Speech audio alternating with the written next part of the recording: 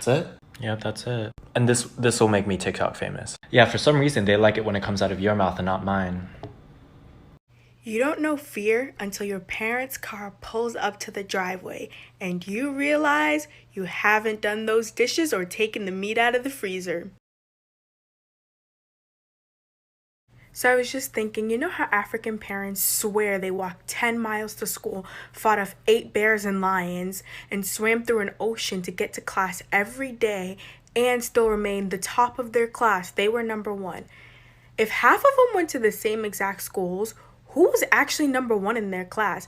Because you say you're number one, but Uncle Kovner also said he was number one, and y'all both went to the same school and were in the same class. Who's lying? I wish I was a snake so I could shed the thing they fear. I wish there was a way to make my blackness disappear. I wish there was a way my people weren't seen as a threat. I wish we could be ourselves without them needing to fret. I wish there was a way I could stop them from being violent. I wish there was a way I could make all the hatred silent. I wish there was a way I could bring them back, because the only crime they ever committed was being black. I wish there was a way to bring peace to their families. I wish I could apologize for the display of inhumanity. I wish this was the last time that we'd have to cry. I wish black mothers could sleep without fears their kid might die. I wish I could feel the pain and get rid of the numbness. I wish this was the time we'd finally get our justice.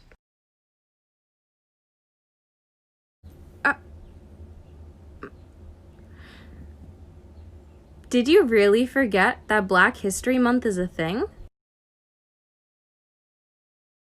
Hey baby, I know that sometimes this fight for justice can feel discouraging and exhausting, and sometimes it makes you question whether or not your voice actually matters, but I wanted to give you all some updates in case you haven't heard already. All 4 of the officers involved in George Floyd's murder have been arrested and are being charged, one with second-degree murder and the rest with aiding and abetting of that murder. Minneapolis Public Schools and the University of Minnesota have decided to end their contracts with the Minneapolis Police Department. The state of Minnesota have opened up a civil case against the Minneapolis Police Department, opening up over a decade's worth of cases of misconduct and racially charged policing. Bail funds across the country have been flooded with support they can use beyond the current moment. Our protests and our riots have further exposed the incompetence and the use of excessive force in our police departments. By no means am I saying that the fight is over. Breonna Taylor's murderers still have not been arrested. Police still need to be defunded, but I hope that this is a second win for some of us. Know that your voice matters, that what we're doing, our methods are working. Hey baby. As most of y'all know, we're stepping into Pride Month. And this is a reminder for all of my fellow LGBTQ plus fam and allies that Pride would not be possible without riots. It is due to the bravery of protesters and rioters and leaders like Marsha P. Johnson, a black trans woman that paved the way for all of us today. And if you consider yourself a supporter of Black Lives Matter and your Black Lives does not include all Black lives, including the Black lives in the LGBTQ plus community, then sis, we are not fighting the same fight. Walking around like, I love all black people except those black people over there. Got a lot of y'all looking real yuck. So happy Pride Month. Let's celebrate by returning to our roots and remembering how all this started. Have a wonderful day, lovelies.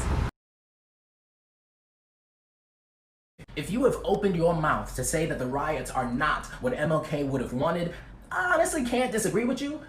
I didn't know the nigga. But since you apparently did, I hope that in the same breath that you are acknowledging that Dr. King was the one who said that he would do everything he could to keep his protests nonviolent, but that riots were inevitable when people go unheard for too long. You best be quoting your good friend Martin when he said near the end of his life that the old optimism he had in the civil rights movement was a little superficial and needed to be tempered by a solid realism in the face of America's commitment to devaluing black lives. That his principles of nonviolence were based in practicality and morality. And if you ask me, to have a moral argument, you need to be able to trust that your opponent has a moral compass. I wish that I could hear what Dr. King would have to say about the riots today, but I can't because he was murdered by the US government for being too dangerous to who? To what? The white supremacist infrastructure that this entire country was built upon.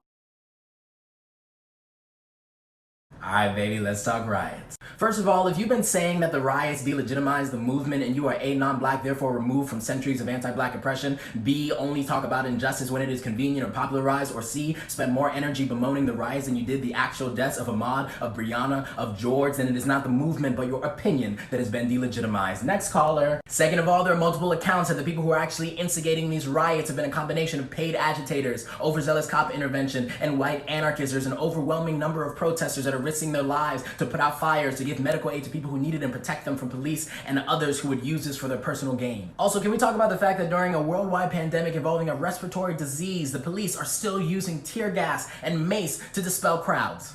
Also, hello, do we not remember the riots in the 60s and the 90s and how everyone said that there would be more riots if things did not get better in America? Do you not remember after every time y'all stole a black life from us that we said things are going to get worse? The only thing y'all like to play more than devil's advocate is the fool. Recent.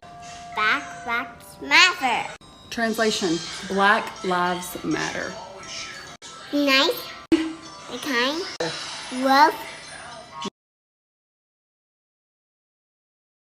Everybody's posting their protest outfits and I'm posting mine. I wear my frat shirt and I wear my law school shirt. Because if the police kill me, I'll be damned if they paint me on the news as a thug. Hey guys, I have 2 requests. If I die from the police, for the love of God, don't Photoshop me in the clouds. And please don't let a light skin play me in the movie. Stop scrolling! What I'm about to say is so important. I am Ghanaian, first generation born in America. And anytime my mother can gather enough money, she takes us back home so we don't forget our roots. And every time we go back, we go to the slave castles that are still standing there to this day. I recently went back in 2019, which is also the year of return, a great celebration for black people. And as I stood outside of the slave castles, the exact place where they took my people and brought them here to cause them all this pain, I'm speaking to a man, and he says to me, as I tell him that I am American, damn, I see what they're doing to our people over there. They're killing us. It's so sad. Right in front of the same place they took us, he sees this. That's still going on today. So I want you to know that Africa is watching. They see this. They see the injustice. They see what's happening.